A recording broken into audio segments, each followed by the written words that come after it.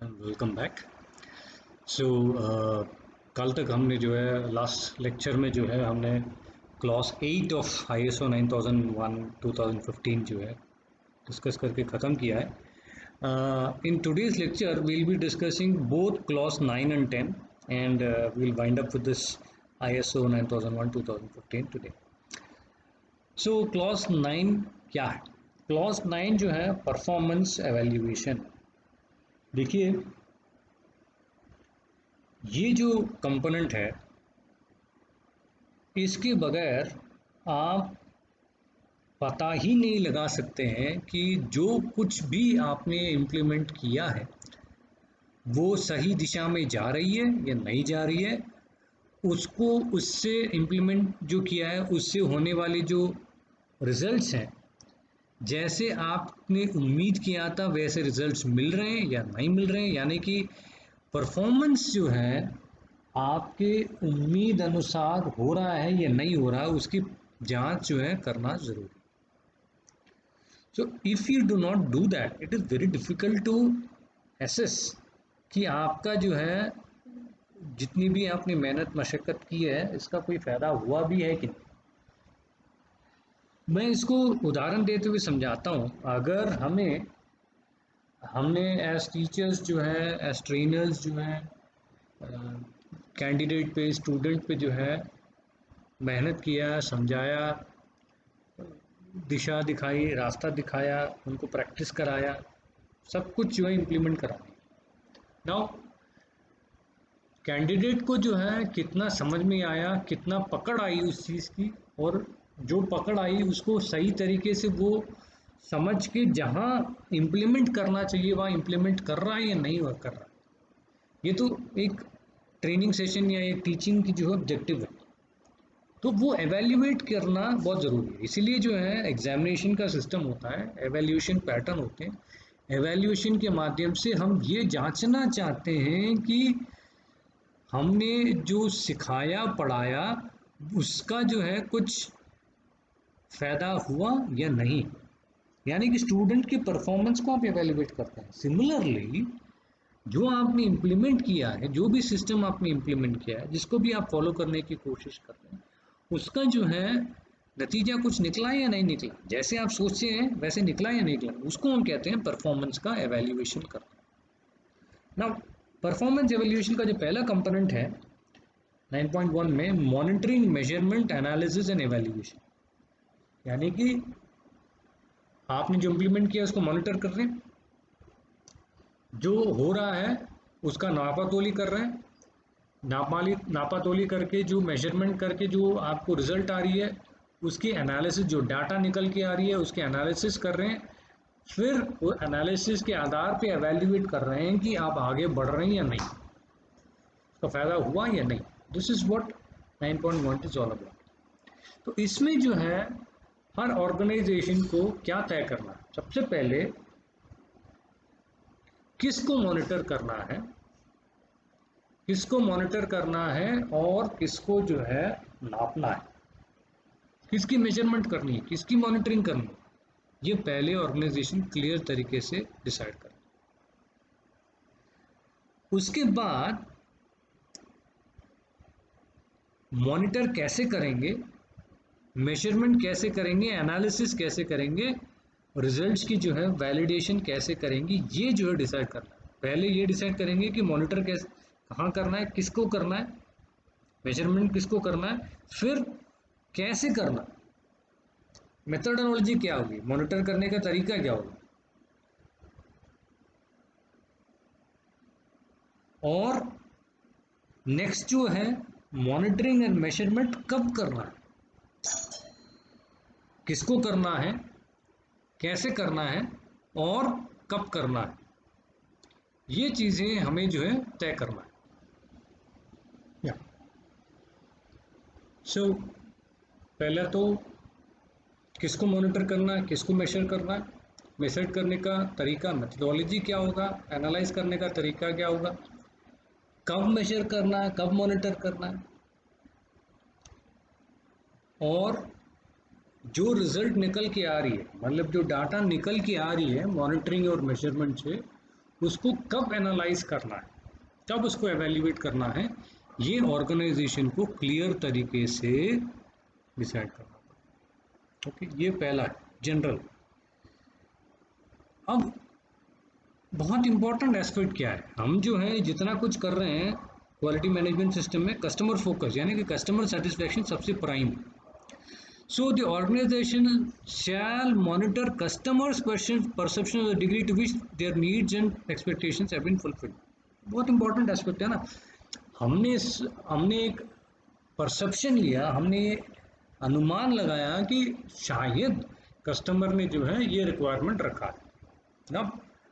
हमें सही मायने में कस्टमर ने क्या राय बनाया, उनको हमारी प्रोडक्ट से पूरी तरीके से सेटिस्फैक्शन हुआ या नहीं हुआ, ये समझने का एक तरीका होना चाहिए। तो we should be able to make an assessment. और ये इंपॉर्टेंट है, एक हम परफॉर्म कर रहे हैं या नहीं कर रहे हैं, किसके लिए परफॉर्मेंस कर रहे हैं, कस्टमर को सेटिस्फाई करने के लिए परफॉर्म कर रहे हैं, तो उनकी सेटिस्फैक्शन हम अचीव कर पाए या नहीं कर पाए, ये भी जो है परफॉर्मेंस एवेल्यूएशन का एक बहुत ही अहम कंपोनेंट है। Then analysis and evaluation. देखिए बहुत इंपॉर्टेंट एस्पेक्ट ये है कि जो चीज़ हम मॉनिटर करना चाह रहे हैं वो चीज़ जो है एक्चुअल में आपके परफॉर्मेंस के बारे में जानकारी देनी चाहिए। इंफॉर्मेशन उससे जो निकल के आएगी, जो डाटा निकल के आएगी, that should be meaningful data, है ना। तो वो मीनिंगफुल डाटा को ही जो है आप एनालाइज कर सकते हैं, यानी कि डाटा जो है अप्रोप्रिएट होना ज़रूरी है। ठीक है, कहाँ से आ रही है वो इंफॉर्मेशन, मॉनिटरिंग जो आप तय कर रहे हो और मेजरमेंट जो कर रहे हो, उससे मीनिंगफुल डाटा निकल के आनी चाहिए। तो उसके आधार पर रिजल्ट्स जो हमारी निकल के आएगी, जो मेजरमेंट या मेजरमेंट को एनालाइज किया, एनालिसिस करने से जो नतीजा निकल के आती है, ठीक है, वो किसको एवेल्युएट करने के लिए होना चाहिए, ये एवेल्युएट करने के लिए होना चाहिए कि प्रोडक्ट जो है स्टैंडर्ड के अनुसार बना या नहीं बना। प्रोडक्ट और सर्विसेज के लिए आपने जो स्टैंडर्ड तय कर रखा है, गवर्नमेंट ने जो स्टैंडर्ड तय कर रखा है, उसके कंफॉर्मिटी में, यानी कि कंफर्म कर रहा है कि नहीं कर रहा है। और दूसरा, कस्टमर सेटिस्फैक्शन की डिग्री जो है हमें मिल रही है नहीं मिल रही, जो हम कस्टमर सेटिस्फैक्शन सोच के बैठे हुए हैं वो मिल रहा है नहीं मिल रहा। हमें ये इंफॉर्मेशन मिलनी चाहिए एनालिसिस से कि क्वालिटी मैनेजमेंट सिस्टम जो है परफॉर्म कर रहा है, इफेक्टिव है या नहीं। ये भी हमें पता लगना चाहिए कि हमने जो प्लानिंग किया है वो प्लानिंग जो है सही मायने में इफेक्टिवली इम्प्लीमेंट हो पाया या नहीं हो पाया। हमें ये देखना है कि जो हमने एक्शन लिया, मतलब रिस्क को समझा, अपॉर्चुनिटीज को समझा, ये सब आपने तीसरे चौथे क्लास में पढ़ा होगा। रिस्क को समझा और अपॉर्चुनिटीज को समझा, इसको समझ के हमने जो एक्शन लिए, क्या वो एक्शन जो है हमारी मतलब की थी, उससे कुछ रिजल्ट निकल के आ रहा है नहीं आ रहा है। हमें ये भी देखना है कि जो हमें एक्सटर्नल थर्ड पार्टी जिनसे हम सर्विस या प्रोडक्ट ले रहे हैं, ठीक है, उससे उनके प्रोसेस को हमारे प्रोसेस से हमने जोड़ा है, उनकी परफॉर्मेंस जो है दिख रहा है या नहीं दिख रहा, क्या एवेल्युएट हो पा रहा है नहीं हो पा रहा। फाइनली आपको ये भी पता लगना चाहिए कि क्वालिटी मैनेजमेंट सिस्टम में सुधार यानी कि इम्प्रूवमेंट्स जो है कहाँ कहाँ पे होनी चाहिए। ये एनालिसिस एंड एवेल्युएशन का एक्चुअल आउटकम होना चाहिए। ठीक है, ये analysis and evaluation, customer satisfaction और जनरल, ये तीनों जो है monitoring, measurement and analysis and evaluation में आ रहे हैं 9.1। अब 9.2 पे जाते हैं, इंटरनल ऑडिट। देखिए अब ये एनालिसिस वगैरह कब करेंगे, मॉनिटरिंग तो अपने सिस्टम लगा रखी है, लगातार मॉनिटरिंग होगा, तमाम मॉनिटरिंग सिस्टम्स होते हैं, अलग अलग जगह पे मॉनिटरिंग रखा होगा, अलग अलग तरीके से मेजरमेंट। इनकी जो है आप जब तक ऑडिट नहीं करेंगे, इनको चेक करने के लिए आप ऑडिट जब तक नहीं करेंगे, तब तक जो है कोई फायदा नहीं। तो हमें एक प्लान्ड फ्रीक्वेंसी में यानी कि आप 3 महीने में एक बार या 1-2 महीने में एक बार या महीने में एक बार 15 दिन, ये क्लियरली डिसाइड कर लीजिए कि आप ऑडिट करेंगे, इंटरनल ऑडिट करेंगे अपने सिस्टम्स को जो है वेरीफाई करने के लिए आप ऑडिट पे जाएं, ऑडिटिंग करें। ऑडिटिंग किसके लिए करना है? ये देखने के लिए कि ऑर्गेनाइजेशन की जो रिक्वायरमेंट है क्वालिटी मैनेजमेंट सिस्टम की, वो आपके रिक्वायरमेंट के अनुसार हो रहा है या नहीं हो रहा है, और ये देखने के लिए कि आपने जो इम्प्लीमेंट किया है वो इंटरनेशनल स्टैंडर्ड के तहत है या नहीं, इसको आपको कंफर्म मतलब उसके तहत बन रहा है नहीं बन रहा है, इसको वेरीफाई करना है। और ये भी देखना है कि आपने जो QMS इम्प्लीमेंट किया वो सही मायने में इम्प्लीमेंट हो पा रहा है और मेंटेन हो पा रहा है या नहीं, ये देखना, ये इंटरनल ऑडिट का मकसद होता है। ठीक है। अब ऑर्गेनाइजेशन को इंटरनल ऑडिट करने के लिए क्या इंपॉर्टेंट है, क्या तय करना है कि प्लान करना है, establish implement and maintain an audit programme. मतलब ऑडिट कब, कैसे, कौन करेगा, कितने लोग करेंगे, क्या फॉर्मेट होगा, ऑडिट किसके बेसिस में करेंगे, कहाँ कहाँ, पूरी प्लानिंग जो है क्लियर तरीके से होनी चाहिए। तो यानी कि इंटरनल ऑडिट का जो है एक पूरा डॉक्यूमेंट होता है कि कौन करेगा, कब करेगा, किस किस प्रोसेस का होगा, क्या क्या चेक होगी, सब जो है क्लियरली डिफाइन होना चाहिए। हर एक ऑडिट का जो है स्कोप डिफाइन होना चाहिए, कौन ऑडिट करेगा, ये सब वही है। ये चार पांचों चीज़ मैंने एक साथ बता दिए हैं कि प्लानिंग होना चाहिए कि ऑडिट कौन कब कैसे करेंगे, क्या चेक होगा, पूरा का पूरा यहाँ पे जो है ऑर्गेनाइजेशन तय करेगा। इंटरनल ऑडिट के बाद आती है management review. Management review audit करने के बाद जो डाटा आती है, मॉनिटरिंग मेजरमेंट की जो डाटा आ रही है, उस डाटा को जो है मैनेजमेंट रिव्यू करेगी। वो मैनेजमेंट को जो रिव्यू करना बहुत ज़रूरी है, उसके बेसिस में उनको आइडिया लगेगा कि क्या एक्चुअली किस डायरेक्शन में जा रहा है, क्योंकि डिसीजन देने वाली मैनेजमेंट है। तो मैनेजमेंट को जो है क्वालिटी मैनेजमेंट सिस्टम की टाइम टू टाइम रिव्यू देना पड़ेगा। The management review shall be planned and carried out taking into consideration the status of action from previous management reviews.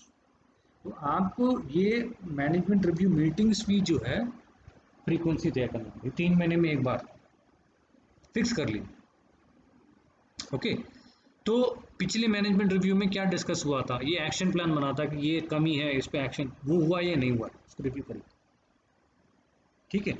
Changes in external and internal issues that are relevant to the quality management system. जो कभी कभार नया product बना दिया आपने, नए बंदे लेके आ गए, नया सिस्टम चालू कर दिया, ये सब जो है आपको क्वालिटी मैनेजमेंट सिस्टम में शामिल करना है कि ये शामिल हुआ या नहीं हुआ, इसको चेक करना है। Information on the performance and effective of the QMS including trends in, पूरा का पूरा जो है इंफॉर्मेशन को छानबीन करना, हर चीज़ का, कस्टमर सेटिस्फैक्शन, फीडबैक का, क्वालिटी ऑब्जेक्टिव्स जो है हमने अचीव किए हैं नहीं किए हैं, प्रोसेस परफॉर्मेंस क्या चल रहा है, क्या कुछ कमी पेशी रहेगी या नहीं है, कमी पेशी रहेगी कि क्या करेक्शन हुआ है, क्या एक्शन हुआ उस पर, मॉनिटरिंग और मेजरमेंट का क्या रिजल्ट निकला, ऑडिट रिजल्ट क्या निकले, ये सब चीज़ों को जो है लगातार मैनेजमेंट जो है रिव्यू करेगी। ओके, मैनेजमेंट ये भी देखेगी क्या हम जो इम्प्लीमेंट करना चाह रहे हैं उसके लिए मैनेजमेंट ने पूरी सुविधाएं जो है प्रोवाइड कराई है, रिसोर्सेज प्रोवाइड कराई है, मैन पावर, मटेरियल, मशीन सब प्रोवाइड कराया या नहीं किया है। ठीक है, इन्होंने जो रिस्क और अपॉर्चुनिटीज़ को जो आइडेंटिफाई किया है, उस पर जो एक्शंस इन्होंने जो किए हैं क्या वो इफेक्टिव थे नहीं, कहाँ कहाँ इम्प्रूवमेंट हो सकता है, इसको पहचाना नहीं पहचाना, ये सब चीज़ें जो है मैनेजमेंट रिव्यू के दौरान डिस्कस होती है। मैनेजमेंट रिव्यू आउटपुट्स भी होती है। मैनेजमेंट रिव्यू आउटपुट्स में कहाँ इम्प्रूवमेंट हो सकता है वो डिसाइड होना चाहिए, कोई क्वालिटी मैनेजमेंट में चेंजेस हो तो वो डिस्कस होनी चाहिए, कोई रिसोर्स की रिक्वायरमेंट है वो भी डिस्कस होना चाहिए। सो मैनेजमेंट रिव्यू जो है परफॉर्मेंस एवेल्युएशन में तीसरा बहुत ही important component. Then last component जो आती है वो है इम्प्रूवमेंट, है ना। इम्प्रूवमेंट कहाँ होनी चाहिए, क्या हुआ है, कैसी होनी चाहिए, दैट। तो जनरल 10.1 में देखें, the organisation shall determine and select opportunities for improvement and implement any necessary actions to meet customer requirements and enhance customer satisfaction. तो हर ऑर्गेनाइजेशन को क्या करना चाहिए, जहां जहां उनको दिख रहा है अपॉर्चुनिटी चीज़ों को बेहतर करने का, जिससे कि उनको कस्टमर सेटिस्फैक्शन और बेहतर मिल सकती है, उन सब चीज़ों को जो है उन्होंने इम्प्लीमेंट करना पड़ेगा, उन सब चीज़ों में उनको इम्प्रूवमेंट लानी पड़ेगी। ये क्या क्या चीज़ें हैं जिनमें कि इनको इम्प्रूवमेंट लाना है? प्रोडक्ट एंड सर्विसेज वो रिक्वायरमेंट के हिसाब से हो, और ये भी देखिए प्रोडक्ट एंड सर्विसेज जो है फ्यूचर में कैसी होनी चाहिए, उसके हिसाब से आप जो है अपने आप को ढाल लीजिए, ये इंपॉर्टेंट है। करेक्टिंग, प्रिवेंटिंग और रिड्यूसिंग अनडिजायर्ड इफेक्ट्स। इंप्रूवमेंट कैसे होगा? आप जो फालतू की चीज़ें हैं उसको हटाइए, ऐसी चीज़ें जो नुकसानदायक है उनको हटाइए, उससे करेक्शन, ऐसे करेक्शन करने से जो है सुधार अपने आप हो जाती है। Improving the performance and effectiveness of quality management system. जो QMS आपने इम्प्लीमेंट किया है उसकी परफॉर्मेंस और इफेक्टिवनेस को हर बार कैसे इम्प्रूव किया जाता है, ये नज़रिया रखना चाहिए। Non conformity and corrective action. Non conformity मतलब क्या? आपने एक सिस्टम बनाया, वो सिस्टम के तहत कुछ बन नहीं रहा है, कुछ कमी पेशी रह गई है, वो नॉन कन्फर्मिटी है, कन्फर्म नहीं हो रहा। तो वो नॉन कन्फर्मिटी को पहचानना और उन नॉन कन्फर्मिटी को हटाने के लिए क्या एक्शन लिया, ये इसकी हम बात कर रहे हैं। When a non-conformity occurs, including any arising from complaints, the organization shall react to the non-conformity, evaluate the need for action to eliminate the cause, implement any action needed, review the effectiveness corrective action taken, update risk and opportunity to make changes to the quality management system. So कहीं पे भी आपको लगा कि कई कमी पेशी आ गई है, तो उस पर तुरंत जो है कुछ एक्शन होना चाहिए, रिएक्ट करना चाहिए। तुरंत कहीं दिखाई दिया तो तुरंत उसको मतलब कंसिडरेशन में ला लाना चाहिए, डिस्कशन में लानी चाहिए, जिससे कि जहाँ पे कमी पेशी हो अपने नियंत्रण में आ जाए, और कमी पेशी से होने वाली जो कॉन्सिक्वेंस है, जो नतीजे हैं, उस पर हमें पूरी जो है जानकारी मिले। हमें तुरंत क्या करना चाहिए, क्या एक्शन ज़रूरी है जिससे कि जो है ये कमी पेशी दूर हो जाए, उस पर तुरंत अमल करना चाहिए। एक तो उसको डिस्कशन में ला लेनी चाहिए, फिर क्या एक्शन होनी चाहिए उस पर चर्चा होना चाहिए, और जो एक्शन होना चाहिए तुरंत इम्प्लीमेंट करिए, बात करिए, डिसाइड करिए और तुरंत इम्प्लीमेंट करिए। एंड इम्प्लीमेंट करने के बाद ये देखिए कि वो जो आपने इम्प्लीमेंट किया करेक्टिव एक्शन, वो सही तरीके से आपकी प्रॉब्लम को हटा रहा है या ख़त्म कर रहा है या नहीं कर रहा है। नहीं कर रहा है, दोबारा रिव्यू करिए, फिर देखिए कि रिस्क और अपॉर्चुनिटीज़ कहाँ कहाँ है, अपने आप को, अपने प्रोसेस को बेहतर करने की जो है चांसेस कहाँ कहाँ है, कमियों को हटाने की चांसेस कहाँ कहाँ है, ये देखिए, फिर क्वालिटी मैनेजमेंट सिस्टम में दोबारा चेंजेस लाइए। ये जो है दिस इज अ टाइप का PDCA वाला जो साइकिल है ये वो। और लास्ट पॉइंट ये जो कह रहे हैं इसमें, the organisation shall retain recommended information as evidence, कि जहाँ जहाँ आपने कमी पेशी देखी उसको भी डॉक्यूमेंट करिए कि यहाँ ये कमी आई थी, हमने ये चर्चा करी थी, ये एक्शन लिया था, इस एक्शन को हमने वेरीफाई किया, इसके एक्शन में भी कुछ कमी पेशी निकली, उसको भी हमने वेरीफाई किया, ये पूरी जो है डॉक्यूमेंट करना जरूरी है। ठीक है, यहाँ पे 10.2.2 में ये डिस्कस है। कंटिन्यूअल इम्प्रूवमेंट हमने बात किया है, काइजन है, PDCA है, ये पूरा कंटिन्यूअल इम्प्रूवमेंट का ही डिस्कशन।